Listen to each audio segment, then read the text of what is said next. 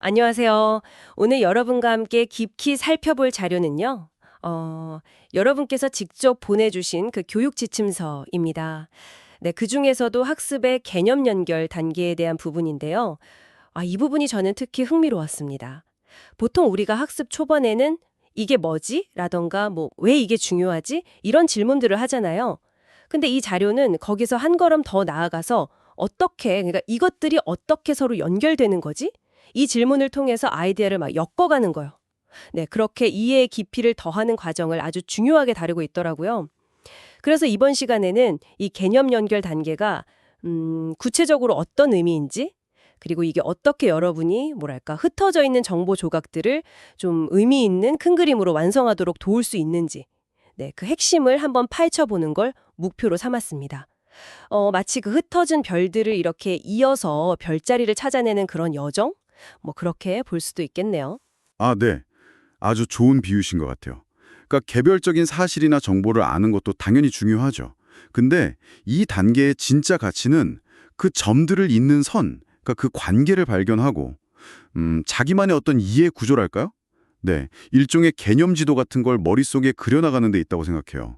그냥 단순히 외우는 걸 넘어서는 거죠. 좋습니다. 그럼 본격적으로 개념 연결 단계, 그 안으로 한번 들어가 보죠. 자료에서 제가 인상 깊었던 점은 이 단계가 정답 빨리 찾기 게임 이런 게 아니라는 걸 아주 분명히 한다는 점이었어요.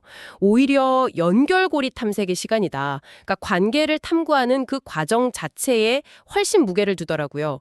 예를 들어 주신 거 있잖아요. 옛날 그 다이얼 전화기하고 요즘 스마트폰.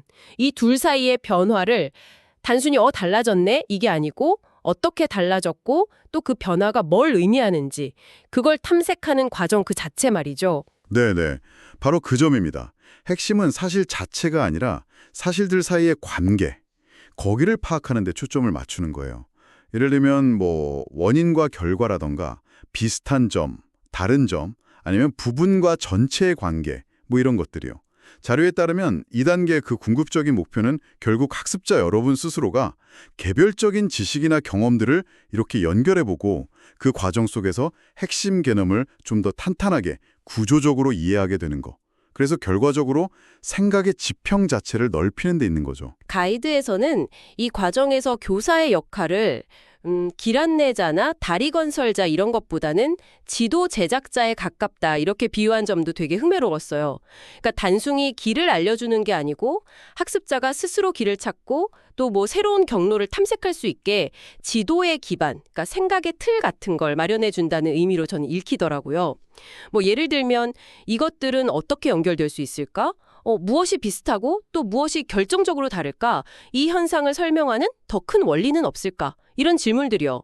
이런 게 바로 그 지도 제작의 도구가 되는 셈이고요. 맞죠? 첫 번째는 개념들 사이에 숨겨진 관계 있잖아요.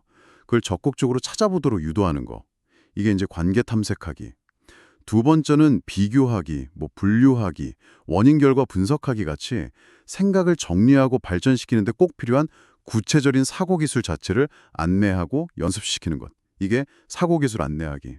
그리고 세 번째는 역할극이나 토론 아니면 다른 문화를 접해보는 거. 이런 걸 통해서 하나의 현상도 되게 다양한 시각으로 볼 수 있다는 걸 경험하게 하는 것. 이게 다양한 관점 만나기입니다. 그러니까 단순히 저쪽으로 가세요? 이게 아니고 지도로 읽고 나침반 사용하는 법은 이렇습니다. 라고 제대로 알려주는 것에 가깝다고 볼 수 있죠. 그렇군요. 그럼 학습자 입장에서 봤을 때 이 개념 연결 단계가 성공적으로 이루어졌다. 이걸 어떻게 알 수 있을까요? 신호 같은 게 있을까요? 제가 자료를 쭉 종합해 보니까 예를 들어 여러분이 최소한 두 가지 이상의 개념이나 현상 사이의 관계, 아까 예를 든 편지랑 스마트폰이라는 그 통신 수단의 변화, 이걸 그냥 나열하는 게 아니라 그 변화의 원인과 결과, 또 장단점까지 쭉 연결해서 설명할 수 있게 되는 거. 그리고 또 비교나 분류 같은 그런 사고 기술을 좀 의식적으로 활용해서 정보를 분석하고 더 나아가서는 다른 사람의 관점이나 의견을 이해하고 또 자기 생각을 설득력 있게 제시할 수 있는 상태. 이런 걸 의미하는 것 같아요. 네. 여기서 특히 좀 강조하고 싶은 변화가 있다면 그 학습의 무게중심이요. 그게 암기에서 발견으로 옮겨간다는 점이에요. 다시 그 전화기 예시를 보면 단순히 옛날 전화기 스마트폰 기능 외워 이게 아니잖아요. 두 그림을 딱 보고 어떤 점이 다르지? 왜 이렇게 변했을까? 이렇게 스스로 질문하면서 장단점을 이야기하는 그 과정에서 이동성, 편리성, 다기능성, 기술 발전 같은 핵심 개념들이요. 이걸 학습자가 스스로 발견하게 되는 거죠. 그리고 더 나아가서는 기술 발전이 우리 생활에 미친 영향 같은 더 큰 주제로 자연스럽게 연결하도록 돕는 거고요. 그러니까 교사가 정답을 딱 던져주는 게 아니고 학습자가 마치 탐정처럼 단서를 모으고 관계를 추론하면서 스스로 결론에 도달하게 하는 그 여정 자체, 그걸 중시하는 접근법인 거죠. 아, 이 지점에서 가이드가 교사의 역할을 기술자, 영어로 테크니션이죠. 여기에 비유한 부분이 또 한 번 확 눈길을 끌더라고요. 그러니까 지식을 전달하는 설명가를 넘어서서 학습자에게 사고의 도구를 직접 쥐어주고 그 사용법을 익히게 하는 전문가다. 이런 의미잖아요. 이건 꽤 중요한 관점의 전환 같은데요. 여기서 말하는 그 사고의 도구라는 게 구체적으로 어떤 것들을 뜻하는 걸까요? 네, 맞아요. 사고의 도구 또는 사고 기술이라고도 부르는데요. 사실 아주 기본적인 것들부터 시작해요. 가이드에서 강조하는 대표적인 예시로는 두 가지 이상 대상의 공통점과 차이점, 이걸 체계적으로 찾아내는 비교대조하기, 또 어떤 현상의 원인과 그로 인해 발생하는 결과를 논리적으로 연결하는 원인-결과 분석하기, 여러 대상을 일정한 기준에 따라서 나누고 묶으면서 정보의 구조를 파악하는 분류하기, 그리고 주어진 정보를 바탕으로 해서 숨겨진 의미나 앞으로 일어날 일을 예측해보는 추론하기, 이런 것들이 있습니다. 이런 기술들이 마치 그 목수분들이 다양한 연장을 쓰는 것처럼 우리가 정보를 효과적으로 다루고 의미 있는 연결을 만드는데 아주 필수적인 역할을 하는 거죠. 예를 들어 보면요. 옛날 놀이와 요즘 아이들 놀이는 어떤 점이 비슷하고 다를까? 이런 질문은 자연스럽게 비교대조 기술을 연습하는 좋은 기회가 되고요. 쓰레기 문제가 왜 이렇게 심각해졌을까? 우리가 계속 이렇게 쓰레기를 버리면 앞으로 어떤 끔찍한 일이 생길까? 이런 건 원인 결과 분석을 유도하는 거죠. 아, 또 세상에는 정말 다양한 직업이 있는데 만약 비슷한 성격의 직업끼리 묶어본다면 어떤 기준으로 나눌 수 있을까? 이런 활동은 분류 능력을 키우는 활동이 될 수 있고요. 근데 중요한 건 이런 활동들이 그냥 재미로만 끝나면 안 되고 명시적인 그 사고 기술 훈련하고 연결되어야 한다는 점이에요. 아하, 그렇군요. 그러니까 단순히 자, 비교해 보세요. 이렇게 말하고 끝나는 게 아니라 예를 들어서 T차트 같은 시각적 도구를 딱 보여주면서 자, 왼쪽에는 옛날 놀이 특징을 적고 오른쪽에는 요즘 놀이 특징을 적어 보면서 비교해 봅시다. 이렇게 구체적으로 안내를 하고 활동이 끝난 다음에는 우리가 방금 사용한 이 방법이 바로 비교하기라는 중요한 생각 도구예요.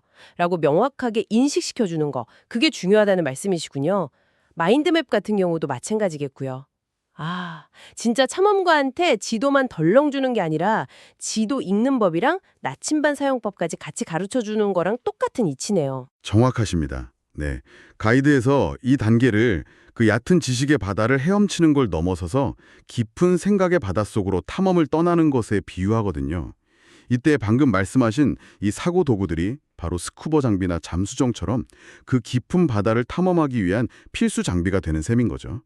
그러니까 이런 도구들의 사용법을 제대로 익히지 않고서는 그냥 피상적인 정보 나열을 넘어서는 깊이 있는 이해, 즉 개념 연결에 도달하기가 어렵다. 이 점을 강조하는 거예요. 단순히 많이 아는 것하고 깊이 이해하는 것은 다르다는 걸 분명히 하는 거죠. 네, 이론적으로는 정말 매력적이고 네, 이상적인 접근법으로 들립니다. 근데 현실은 또 다르잖아요. 그죠? 예, 자료에서도 이 개념 연결 단계를 실제로 적용할 때 겪을 수 있는 그런 현실적인 어려움들, 이걸 솔직하게 인정하고 있더라고요.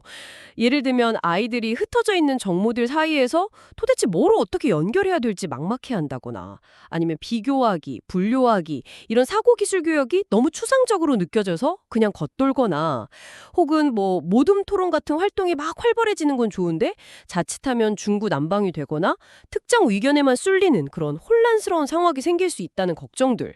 네, 이런 현실적인 문제들에 대해서 가이드에서는 어떤 좀 구체적인 해결책들을 제시하고 있나요?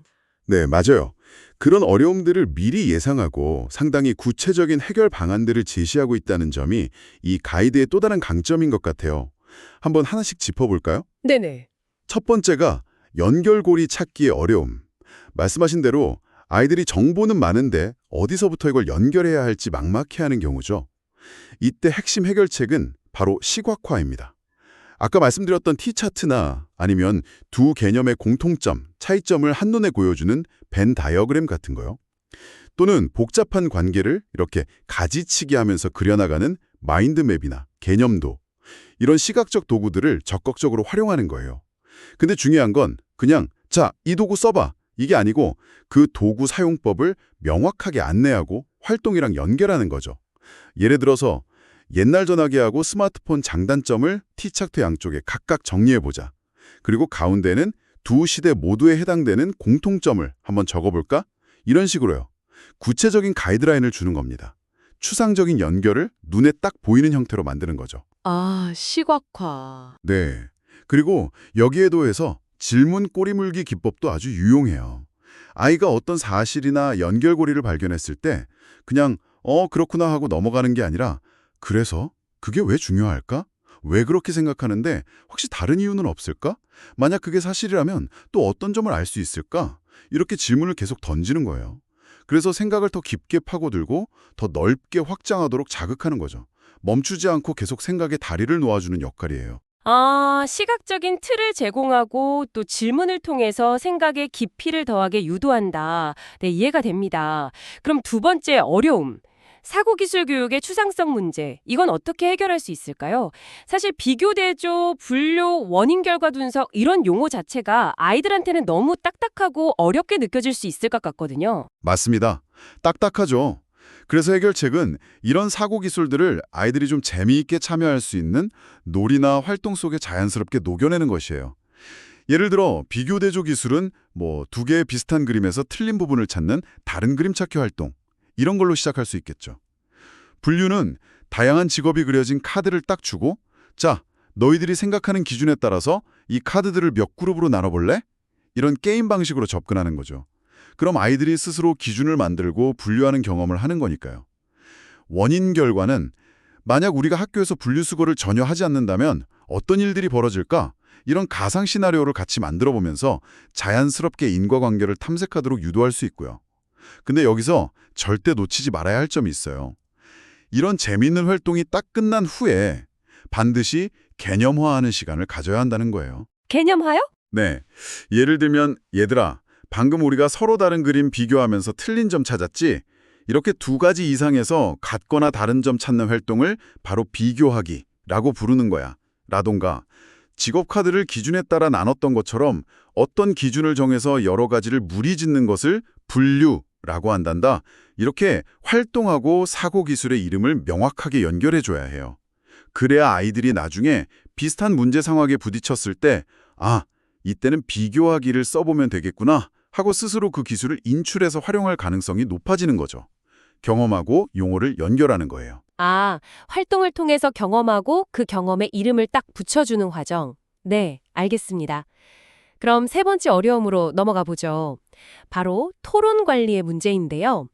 아이들이 자기 생각을 자유롭게 이야기하는 건 물론 좋은데 자칫하면 서로 자기 주장만 하다가 감정이 상하거나 아니면 목소리가 크거나 활발한 몇몇 아이들 의견만 반영되는 경우 이거 진짜 흔하잖아요. 네, 정말 흔한 어려움이죠. 여기에 대한 해결책은 크게 보면 구조화된 규칙하고 적극적 경청훈련 이 두 가지에 초점을 맞춥니다. 우선 토론이나 모둠 활동 시작하기 전에 반드시 지켜야 할 약속. 예를 들면 한 번에 한 사람씩 말하기, 친구 이야기 끝날 때까지 귀 기울여 듣기, 내 생각과 다르더라도 친구 의견 존중하기, 비난하거나 놀리지 않기, 이런 구체적인 규칙을 아이들하고 같이 정하고 모두가 잘 보이는 곳에 딱 명시하는 게 중요해요. 네, 규칙. 그리고 적극적 경청이라는 게 그냥 조용히 듣는 게 아니잖아요. 상대방 말을 제대로 이해하려고 노력하는 거죠. 예를 들어서 자기 의견을 말하기 전에 네 생각은 이러이러하다는 거구나. 근데 내 생각은 조금 다른데 와 같이 앞 친구의 의견을 먼저 요약하고 자기 의견을 덧붙이게 하는 연습, 이런 걸 시킬 수 있어요.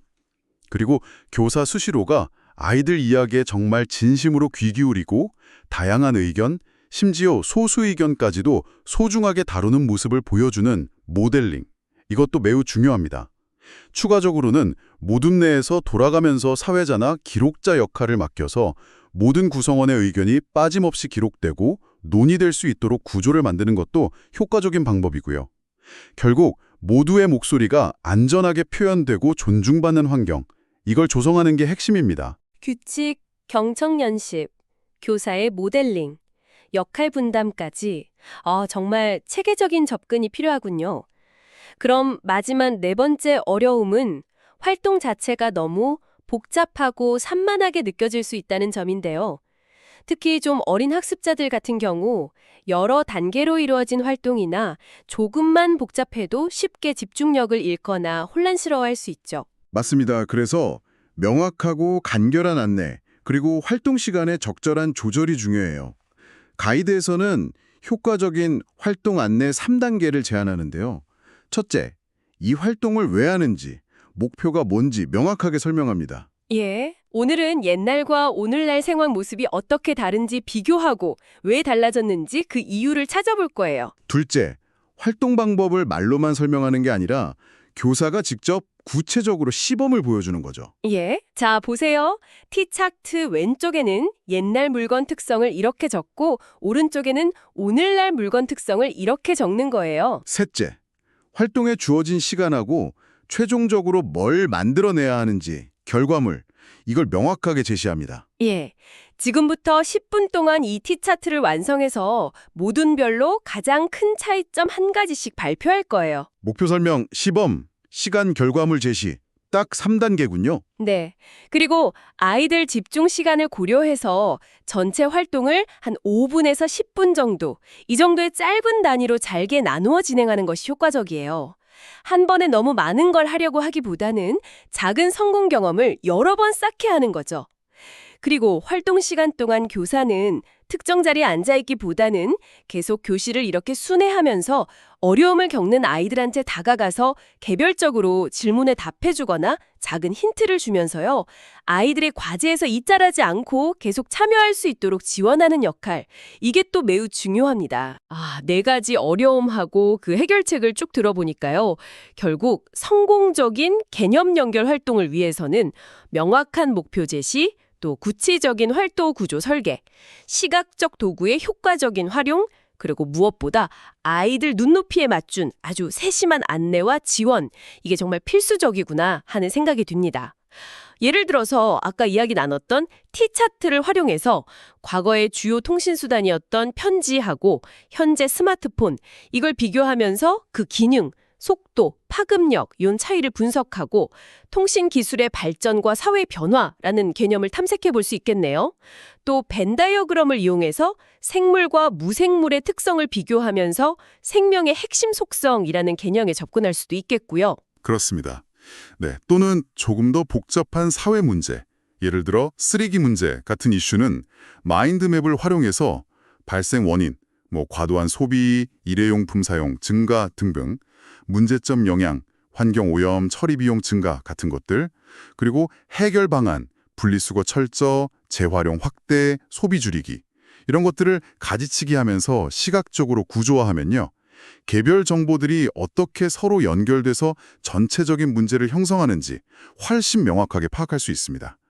이 외에도 교실에 과거 vs 현재 물건 갤러리 이런 코너를 만들어서 직접 비교 대조하게 하거나 실제 뉴스 기사를 읽고 특정 사건의 원인과 결과를 분석해보는 활동 같은 것들, 이런 것들은 학습을 훨씬 더 능동적이고 의미 있게 만들 수 있는 좋은 예시들이라고 할 수 있겠습니다. 자, 오늘 우리는 여러분이 제공해주신 교육 지침서를 바탕으로 학습의 개념 연결 단계에 대해서 아주 깊이 이야기를 나눠봤습니다. 이 모든 내용이 궁극적으로 학습자인 여러분께 어떤 의미를 가질까요? 저는 이 개념 연결 능력이 단순히 학교 공부나 특정 과목에만 국한되는 게 아니라고 생각해요. 우리가 일상에서 새로운 정보나 지식을 접했을 때 그걸 그냥 흘려보내거나 단편적으로 받아들이는데 그치지 않고요. 내가 이미 알고 있는 것들하고 적극적으로 연결해보려는 시도. 이건 어떻게 작동하는 원리일까? 왜 이런 현상이 나타나는 걸까? A랑 B는 어떤 점에서 비슷하고 결정적으로 다를까? 이런 질문들을 스스로 던져보고 비교, 분석, 분류 같은 그런 생각의 도구를 의식적으로 사용해 보는 것. 이것이야말로 우리가 어떤 주제를 만나든 피상적인 이해를 넘어서서 더 깊고 더 풍부하고 더 구조적으로 이해하게 되는 핵심 과정 그 자체가 아닐까 싶습니다. 전적으로 동의합니다. 네. 단순히 정보를 수동적으로 소비하는 것을 넘어서 여러분 스스로가 지식의 연결망, 그러니까 자신만의 개념 지도를 능동적으로 구축해 나가는 지식의 생산자가 되는 과정이라고 할 수 있습니다. 아까 비유했듯이 얕은 물가에서 그냥 첨벙거리는 수준을 넘어서 제대로 장비를 갖추고 깊은 바닷속으로 들어가서 이전에는 보지 못했던 새로운 풍경이나 숨겨진 보물을 탐험하는 것. 그것과 같다고 할 수 있겠죠. 분명히 훨씬 더 도전적이긴 하겠지만 그만큼 더 큰 어떤 지적인 희열과 의미를 발견할 수 있는 그런 학습 경험이 될 거라고 생각합니다. 네, 마지막으로요. 오늘 나눈 이야기들을 바탕으로 여러분이 앞으로 더 탐구해볼 만한 질문 하나를 던지면서 마무리할까 하는데요. 이 가이드에서는 주로 이미 존재하는 혹은 서로 관련성이 높은 개념들을 연결하는 데 초점을 맞추고 있잖아요. 그렇다면 여기서 한 걸음 더 나아가서 의도적으로 서로 대조되거나 심지어 모순되어 보이는 정보나 관점들을 적극적으로 찾아내서 비교하고 분석하는 활동. 이런 활동은 여러분의 연결 능력과 특히 비판적 이해력을 어떻게 한 차원 더 발전시킬 수 있을까요? 예를 들면 어떤 사회 현상에 대한 찬성 입장과 반대 입장의 논거를 아주 깊이 있게 비교 분석해 보는 것처럼요. 이것은 주어진 정보를 그냥 연결하는 것을 넘어서 정보의 타당성까지 검토하면서 자신만의 관점을 세우는데 아주 중요한 훈련이 될 수 있을 겁니다. 네, 이 질문에 대한 답은 여러분 각자의 지속적인 탐구를 통해 한번 찾아가 보시길 바라면서요. 오늘 이야기는 여기서 마무리하겠습니다.